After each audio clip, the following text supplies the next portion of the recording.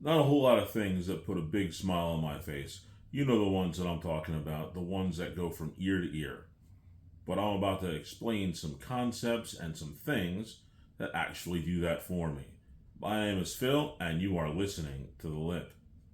Yes, here we go, one more time.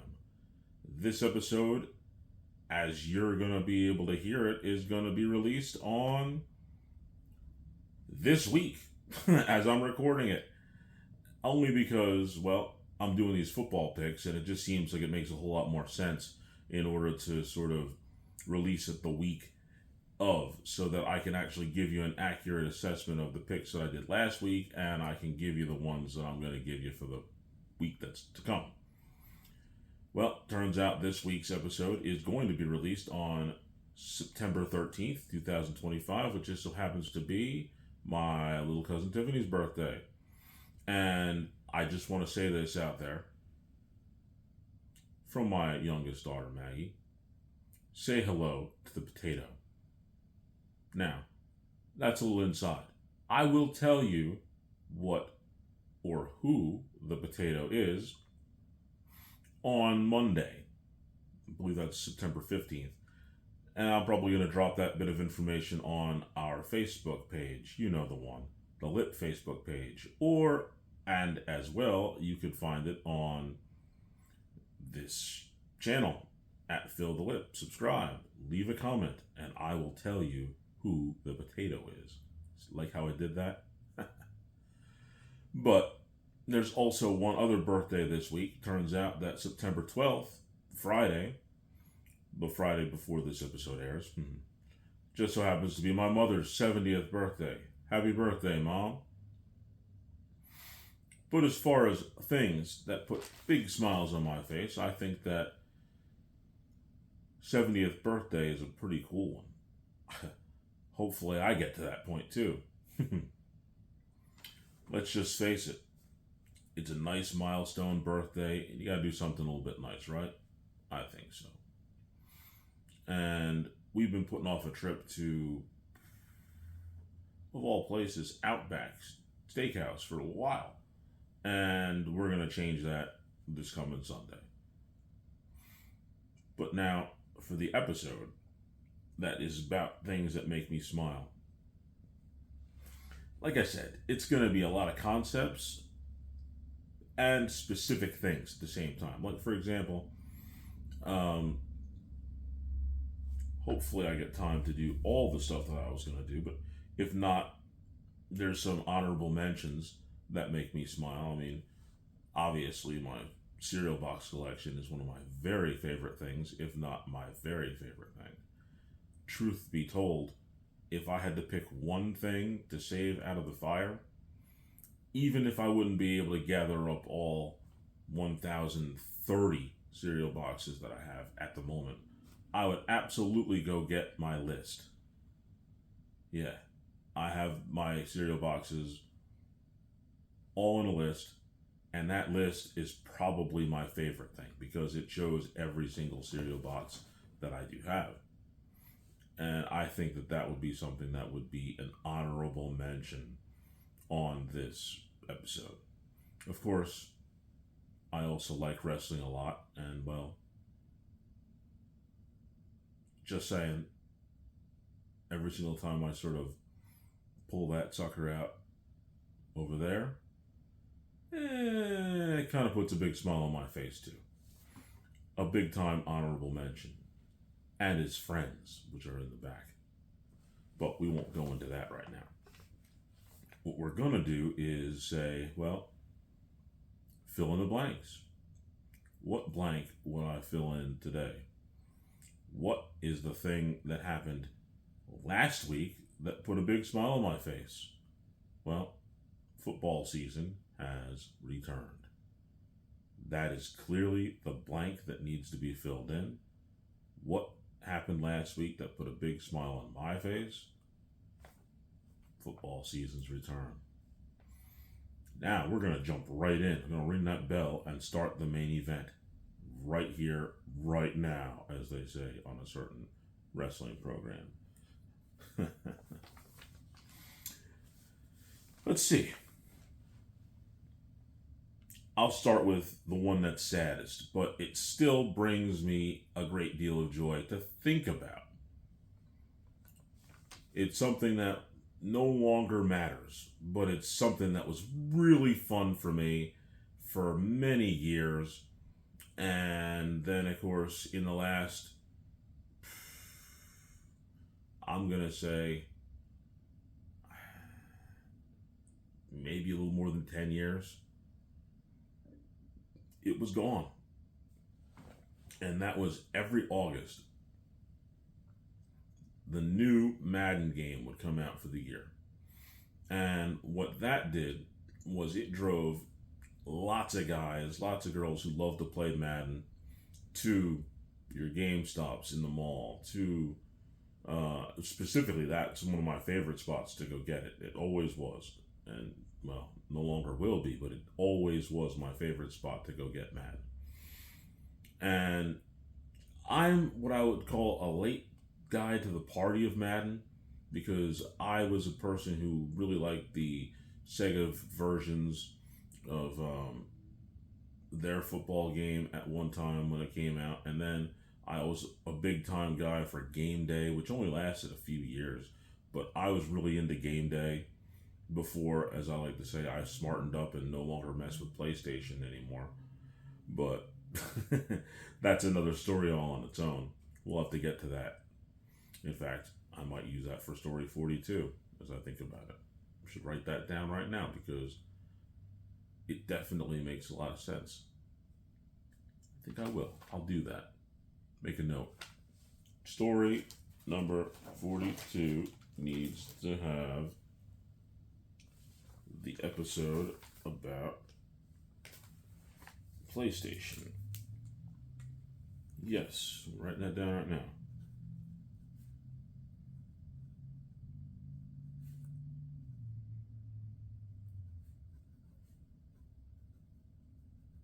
Done. Noted. Okay. Now, back to Madden. Like I said, I was late to the party. But considering the fact that I was late to the party and the fact that I have personally owned every Madden except for one from Madden 2001 to present. There's only one Madden I have not owned, and that one Madden was, I believe it was Madden 15. Don't quote me on the year anymore because it was extremely personal because I was so disgusted and hated the Seattle Seahawks that when Richard Sherman, who was a Seahawk, who then became a 49er and has swayed me in a different direction, where I kind of like the guy now. But I hated him for a long time.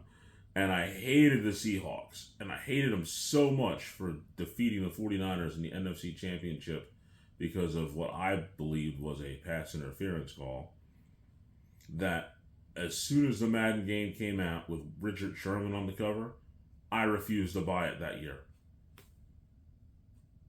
I was literally bought every Madden from 2001 up until 2014, and he was on 15, and I skipped it just because he was on the cover.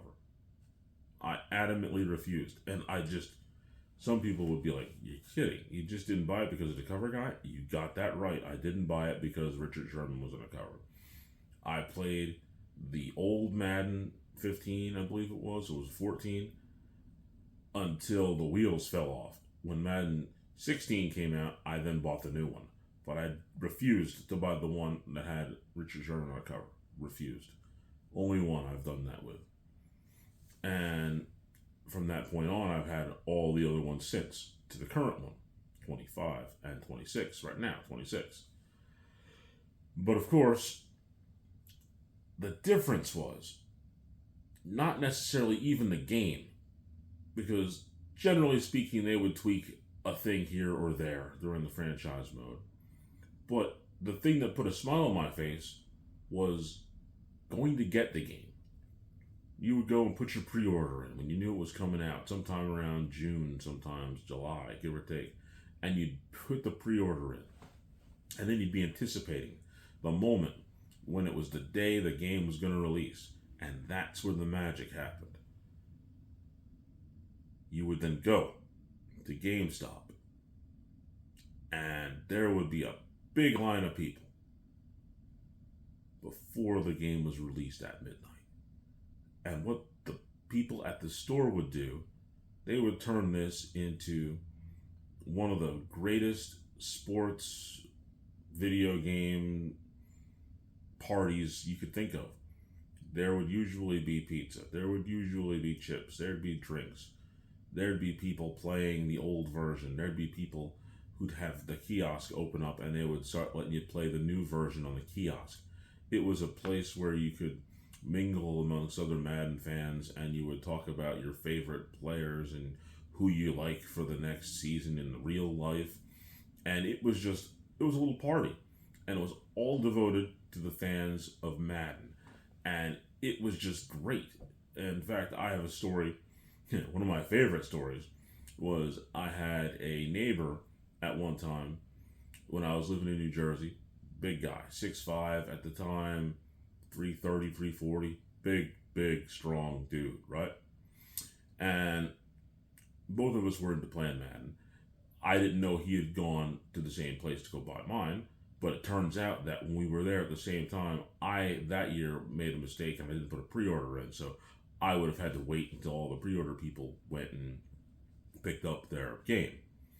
Now, sure enough, what happened was, like me, I'm at the time normal sized guy. I'm like maybe 5'10", maybe weighed 230-ish, not huge. But when they let everybody in who had the pre-order, my neighbor said, "Hey, come on with me," and I just followed that big guy like I was Emmitt Smith following Nate. What do you call it? Either Nate Newton or Larry Allen right to the end zone. There wasn't a person who got in my way. I just went right behind him and he just took, "Hey, come on in, we're going in there." And I got my game before people who got the pre-order. Good times. But that whole point, man, they went, like I said, and we're not talking about just they got a few pizzas. I mean, these guys at this GameStop, what they did was they ordered like 50 pizzas. There was pizza for everybody there, and we're talking there was a few hundred people there. Now, granted, there was one year that it kind of went a little off, and they messed up the shipment, and none of those stores got the game when they were supposed to get it, and they were anticipating it. And in fact, even in the mall that I was going to, there was a bit of a riot because they didn't get the game. Fortunately, I was not there for that day. I actually had to I had to work and I didn't get to go to the thing. And I was a little disappointed that I didn't get to go until I heard about the rioting. And I was like, boy, dodge that bullet. And it wasn't even just my store that I would go to. It was all the stores that had that rioting. But either way, that was an isolated incident. Any other time, it's a joyous occasion and it was a lot of fun. And I always enjoyed going to get the new Madden. It was just fun. And it was a point where you would sometimes meet people, especially if you had online playing. You would find people, you'd get their codes, and you'd play against them online in later times. And it was a good time all the way around. But nowadays, my personal journey as far as Madden is concerned, the last time that I owned a physical disc for virtually any video game, it happened to have been Madden. It was Madden 21, which would have come out in 2020. So it's been 5 years since I've actually had a physical copy of the game. Because now you just go, you sit in your butt on your couch, like I'm doing right now. You log into your Xbox, and what you do is you just go to the store. You don't even have to pre-order if you don't want to. Pre-order, you might get a few extra things. You might get to play the game early, but you don't have to. You can just sit there, wait till the day of it, log in, buy the game, it's downloaded, you never even have to leave your couch. It's convenient, you don't have to go out of your house, but at the same time, that was the biggest, best part of the Madden experience to me. It's great, I love playing the game and all, but that one aspect, I miss it a great deal because it definitely put a huge smile on my face every single year that it came out. It was almost to the point where I can honestly say I was anticipating going to get the game more than actually playing the game. But those days are now gone. Granted, you could still go get a copy of Madden if you wanted, but the deal wouldn't be the same. You wouldn't have that whole little release party essentially, because almost everybody else is going to be at home downloading it. So you're not going to have that same excitement. All that energy is just not going to be there. It's a shame, but I did in fact enjoy it. Another thing that puts a huge smile on my face is a particular day. And this year, that particular day became even more interesting. Now, usually, one of my favorite weird days of the year that people have, they kind of celebrate a little bit, is National Cheese Pizza Day. That was a few days ago. Got a slice of pizza. Got the kids and my mom also a slice of pizza. Now,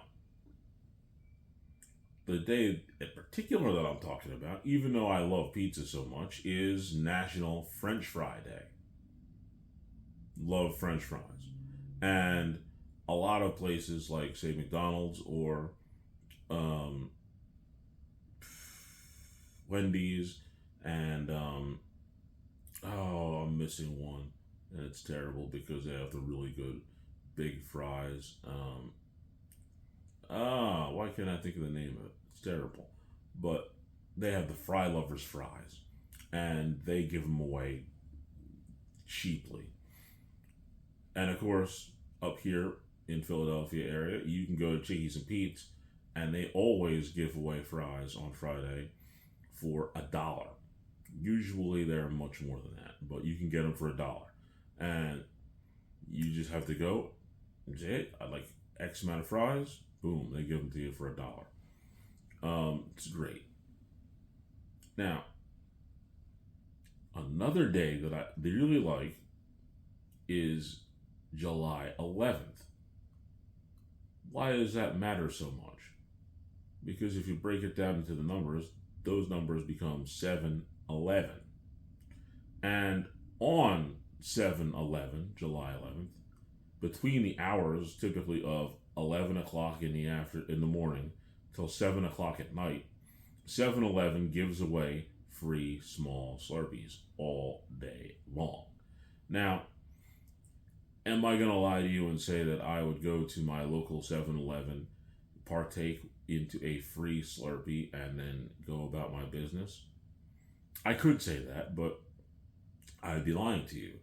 What I typically do on 7-Eleven Day is I've already mapped out, probably a week, 2 weeks before that, as many 7-Elevens as I can possibly find within, I don't know, I'll go as far as 15, 20 mile radius that are relatively close.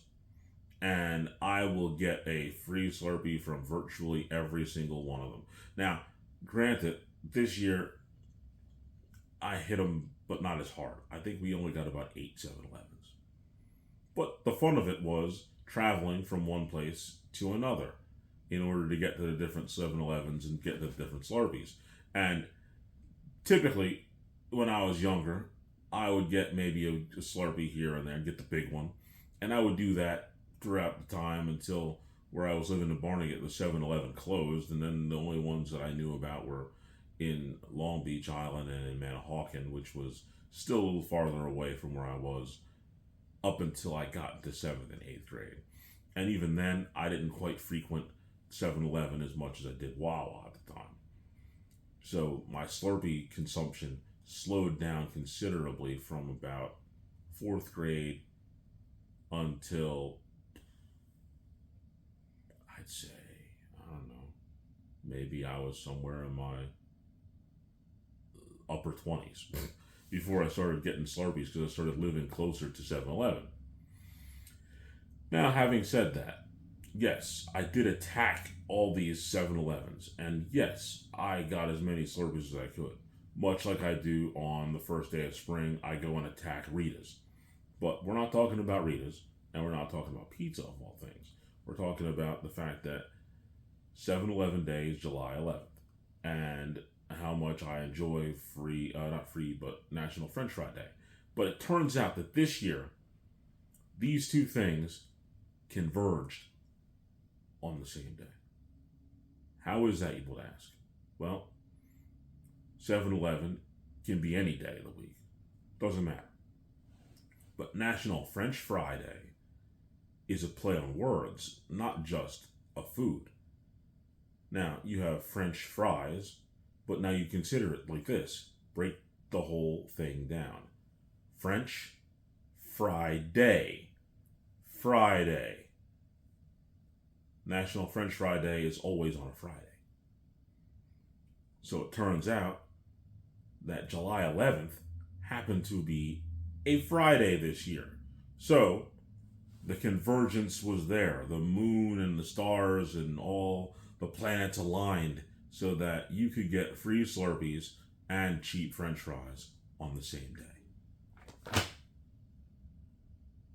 That's next level.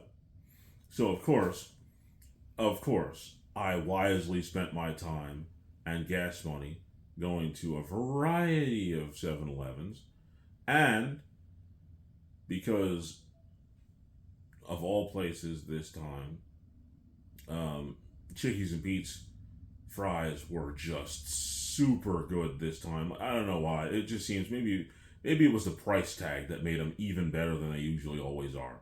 But didn't go anywhere else. Got like 8 bags of fries between me, my mom, and my kids, and just 8 fries, and drank Slurpees. And of course, I put the credence out there, Father of the Year award. Keep that in mind. I told the kids on this day, Friday, July 7th, 2025, the only thing you will be allowed to consume is French fries and Slurpees. And I made sure that that's exactly what happened. So needless to say, that put a tremendous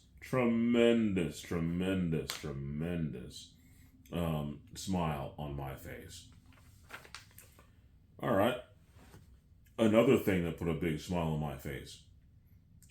Just absolutely amazing how big a smile this put on my face. It's to the point where I gotta actually hold on just a second, and I'm going to be back. I forgot it because this thing, it absolutely needs to be mentioned and shown. Yeah, I gotta actually show this on the episode.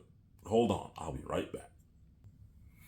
As advertised, I have returned because this definitely deserves my full attention, and I think that you also deserve to see this. Turns out that 20 years ago, ish, at least 20 years ago, there was an item that came out that I wanted to get my hands on. I sought it out. I looked for it. And it was only in one store because it was exclusive to the one store. It was essentially this one store's flagship item. In video game terms, if we're talking Nintendo, we're talking Super Mario. If we're talking McDonald's, we're talking Ronald McDonald. This item is something synonymous with this company now. And when they actually showed it on a commercial, it was just that. Something that they were just making on a commercial that they assumed that people would get a kick out of. And it turns out that it became a phenomenon. It became part of their identity. So much so that they had to actually start to sell this particular item. And once they began to sell that item and I saw it, I was intrigued to the point where I had to have one. I needed to have one because every single time I saw the idea of this, the thought of the idea of this item just put a big smile on my face. But the fact that it was a tangible, actual thing, that actually made it even better. The fact that this thing actually exists in reality. And this thing happens to be an easy button. An actual easy button. That was easy. I can't even begin to tell you how much I love this thing.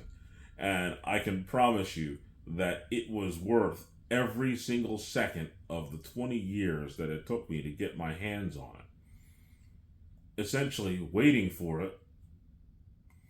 Only way I could describe the opportunity to have gotten my hands on this, like I said, the time it took me, it was over 20 years. And every single time after I knew that they sold these things, I would go out and I would go to Staples and I would look for one. And at the time, they're like, oh, we're all out. Every single time I went in the beginning. And then there was several years where it was in the back of my mind where I'd like to go get one. And you go into Staples and I would just periodically just stop in and see if they have them. And they never did until this year when I had need of doing some work at Staples to pick some things up from there. Because I found out, of all things, they actually had some canvases for painting that I was really intrigued by, and the price wasn't bad. So I said, okay, let me go pick those up.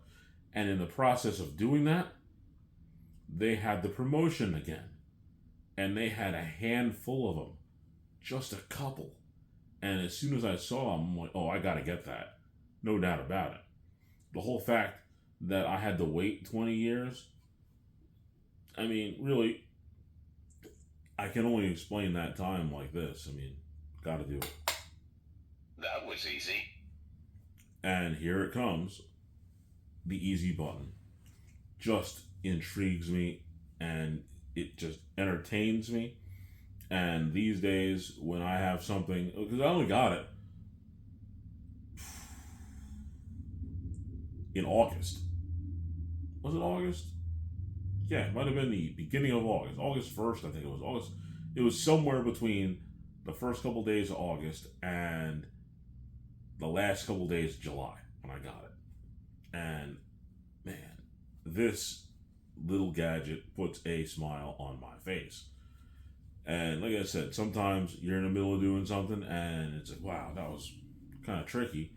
The only way that makes me get through some of that stuff sometimes is by just going up to this little guy here and just going, That was easy. and then I just move on. Yeah, it was easy. It was easy. That's how I work with it now. The beautiful part about it is, it's got batteries. So as long as I keep changing them, this sucker will last for a long time.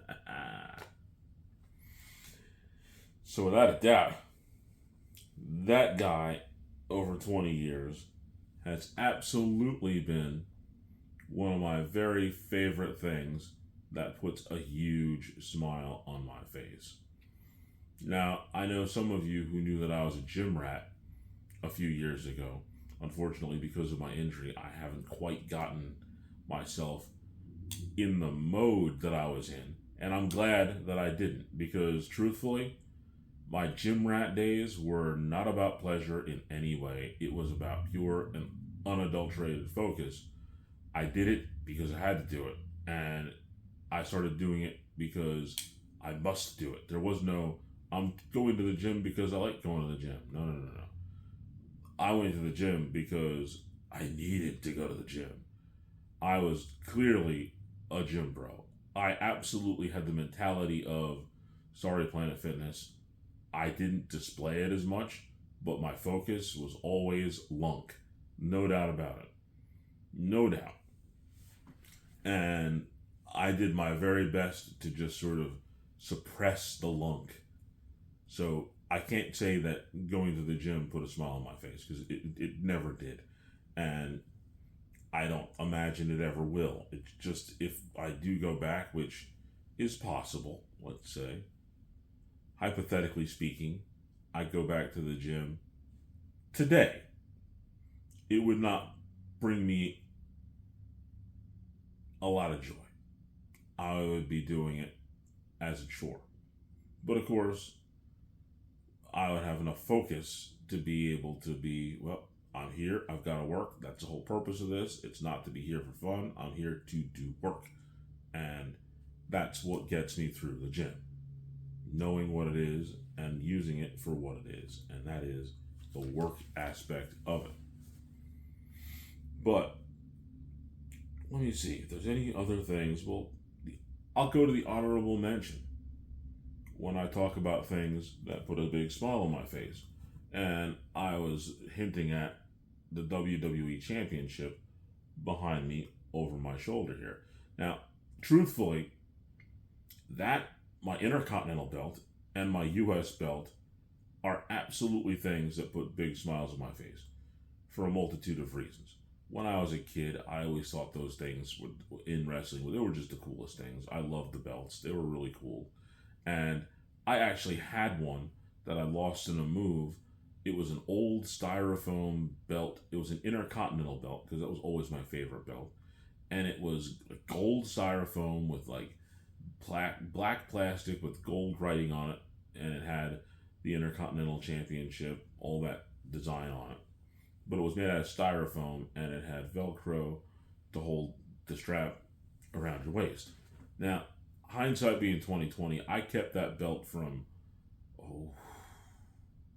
I guess when I was in 7th or 8th grade, somewhere in that neighborhood, I got that belt. And I had it up until we moved out of my mother-in-law's house into here. And of all the things that I decided to part ways with in the downsizing, I downsized that belt. I got rid of it. Now, thinking about it, who has that styrofoam belt anymore? Nobody does. That thing was an institution. It was really cool. And in all honesty, I kicked myself when I think I got rid of it. It was just great. But the idea now that we have these other belts, like the one behind me, and this sucker here, it weighs, I think, this one weighs 5 pounds. The Intercontinental belt weighs 5 pounds. So there's some serious heft to these things. And the US belt, my goodness, all I gotta say is I did order the Intercontinental and the World Championship belt behind me, and they were mailed to me. And the shipping, fortunately, was free because I was able to order enough stuff because with the World belt, there was a sale for free shipping and the belt was on sale, so it was a little cheaper than what it could have been. And the Intercontinental belt, I had ordered enough stuff in volume that they gave me free shipping, and I'm glad because that 5 pound piece of metal would definitely have been some serious shipping and handling costs. Not to say that I wouldn't have enjoyed it because I love that thing. But now, the United States Championship belt, now that's a different animal altogether. That sucker weighs 8 pounds.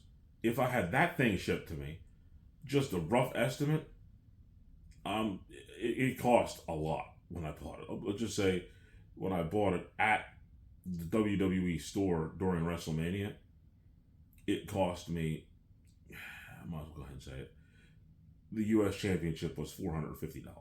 It was the most expensive belt that I bought. Now, if I had to have that thing shipped to my house, because it weighed 8 pounds, it'd have been like $500 and some change. I'd have probably lost my mind, and I probably wouldn't have done it when I saw the number, honestly. But it puts a smile on my face because the detail is really good, and like I said, it is a thick-plated belt, and it is really neat. But the whole backstory behind this is it seems like a lot of wrestling fans sometimes have points where they have, or at least I can say, a lot of the wrestling fans that I know or who've been really big wrestling fans have had gaps in their fandom. And mine, unfortunately, was halfway through the Ruthless Aggression era and all the way through John Cena's run. I missed all of it virtually. And during that time, when I came back to watching wrestling, I noticed the people in the crowd had these belts. And that was like, wait a minute. That's not that old styrofoam belt that I looked at. That is a really good looking belt. Wonder where they got it from. And I didn't know for a long time until I looked at the website and saw that they were finally selling them. And man, when I got enough money to do so, I jumped on it. And then I got the other couple. Now, of course, it seems like with everything WWE, which initially puts a smile on my face, their pricing structure it's gotten up there now to the point where I can honestly, legitimately say, I'm glad I went to WrestleMania when I did. Because if I had waited even one more year, granted it was here in Philadelphia when I went, and of course airfare and hotel would then be a part of the thing as well now for me, it would be too much. I would have been priced out, wouldn't have been able to go. And still in my mind, I feel dumb to the fact that I still want to go to two more premium live events, almost at pay-per-views, premium live events. And they would be the ones that would complete the big four for me. I've been to SummerSlam, I've been to WrestleMania, but I've not been to a Royal Rumble or the Survivor Series. And I would love to get to those two events before they become two nights. And personally, those two events seem to be geared for two nights. Because realistically, a lot of people would sit and watch two Royal Rumbles, which would take an entire hour, the women's and the men's. So I'm surprised that they haven't already done so and split it into two nights like they did SummerSlam. That way you could have a women's Royal Rumble as a main event and a men's Royal Rumble as a main event, and you can have a few other matches in between beforehand, and you can get out of there with having 5 hours worth of wrestling, but over 2 days. And sometimes I can imagine audience fatigue, because I mean, even just sitting and watching the Royal Rumble a little bit between both the women's and men's Royal Rumble, because the one thing you're guaranteed with both of those matches, they're going to be an hour each. So a little bit of audience fatigue might take place if you have to do them both. So I'm surprised that instead of doing SummerSlam 2 nights for the first time, that they didn't make it the Royal Rumble 2 nights, the first one first. But I think eventually it's going to get there. But that's my honorable mention, and it's certainly some things that put a big smile on my face are these championship belts. Now, I want to finish up with another one that's more of a concept than an actual tangible thing. And, I mean, it's about, how can I put this?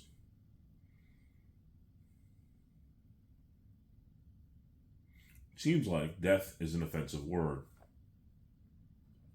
It just does. It really seems like death is an offensive word. And anytime you see somebody doing a reel or a YouTube skit or something like that, they use the term unalived when it comes to somebody getting killed. Unalived.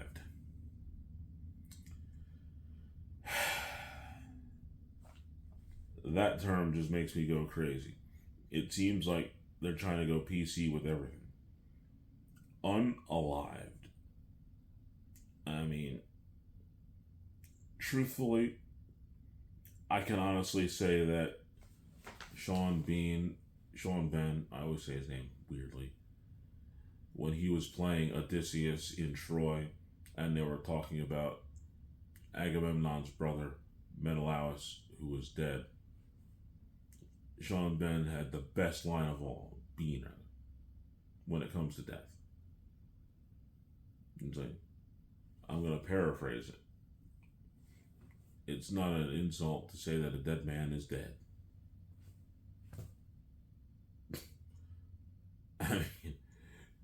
apparently it's not what we do now. It really isn't. I mean, I will not be able to think about this in the same way ever. I mean, to the point where, like, I think that maybe just like everything else, overly PC, people are thinking about the dead in a very strange way. I honestly think that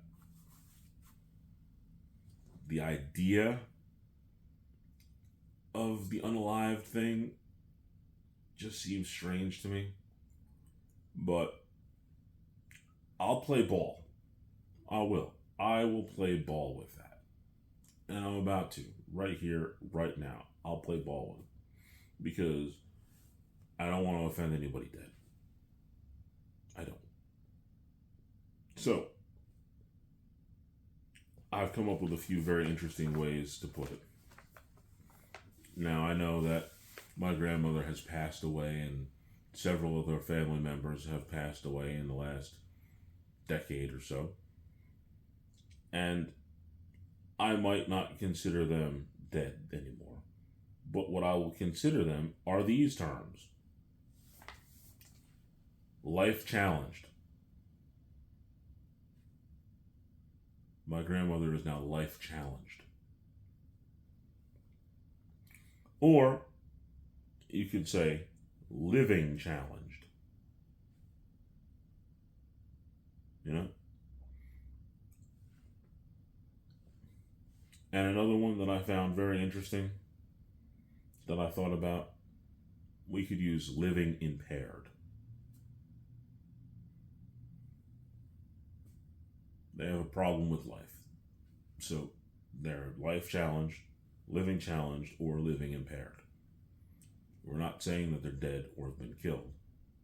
But unalived is just, I don't like the way it sounds. I would prefer life challenged. But now on that same note, thinking about whenever you say challenged or impaired, it makes me think about people who are disabled. Now, my back is not good at all. It's bad now. Essentially, I can't work because of my back injury. Now, knowing this, a very strange concept, but follow me with this. Follow my logic. Wouldn't that mean that dead people are technically disabled and should be able to enjoy those simple accommodations? Because realistically, you could even say that instead of calling them dead, you could say they're disabled. Because a definition that I found from the Oxford Dictionary says, when it comes to disability, a physical or mental condition that limits a person's movement, senses, or activity. Think about it. A disability is something that limits a person's physical, mental, or movement, or movement, senses, or activity. So if you're dead, you have a hard time running, swimming, jumping, breathing. So you could almost consider death a disability. And because of that, you could, like, if you're going to go and say collect a disability check from being injured and being unable to work, a doctor has to sign off on the fact that you have this disability. So, in theory, a doctor does, in fact, sign off on the fact that you're dead, which would be your disability. So, couldn't maybe you collect disability for being dead?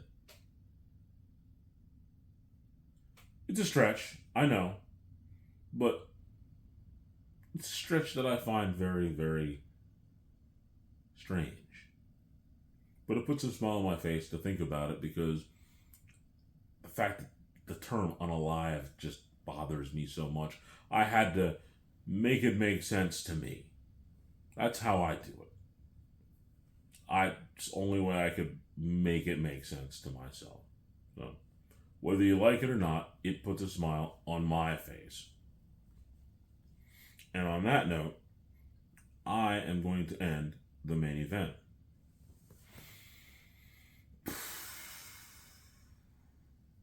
We're going to go through those picks that I went through for week 1. Right here, right now. Last year, I had a fairly good season. This year's not starting the best, but it's not terrible when you think about the start. It's not so bad. It could have started so much worse. And as a result of that, I'm not overly disappointed with the start. I'm still optimistic, although I'm a little surprised about the results. I'm not, as they say, I'm not sad about it. First one I picked was the Eagles versus the Cowboys. I said 24-28 Cowboys. Dropped the ball on that one, quite literally.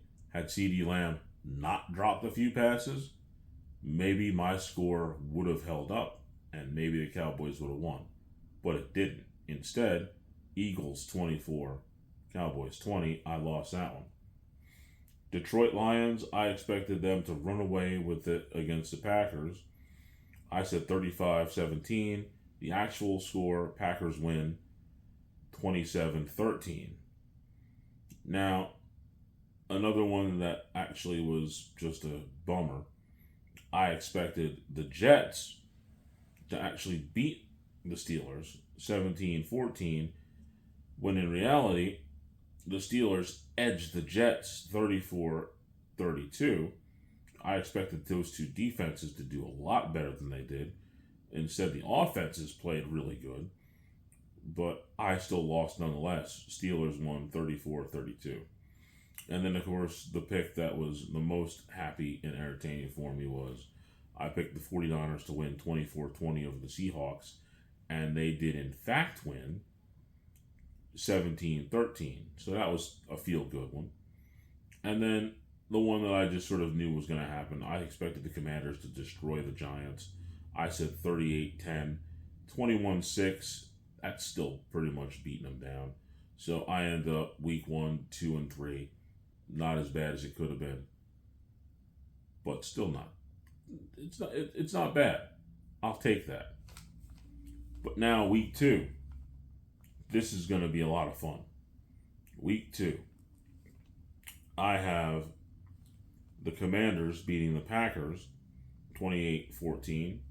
The Bills beating the Jets 42-14. But I might change that from 42-14 to more like 42-24, because the Jets showed a lot of spirit in their last game. Bengals will beat the Jaguars 27-14. I think that makes sense to me. The Broncos will win a close one against the Colts, I think 27-24. And then I see the 49ers beating the Saints 24-10. 49er defense, it's still playing pretty good, and I trust those guys a great deal. I like that. And that's how we're going to go with it. Commanders over Packers, Bills over Jets, Bengals over Jaguars, Broncos over Colts, and 49ers over the Saints. That's how my picks are going to go for week 2. Now, the spear of the week. Well, there's only one person who will be the spear of the week this week, and I'm not an Eagles fan.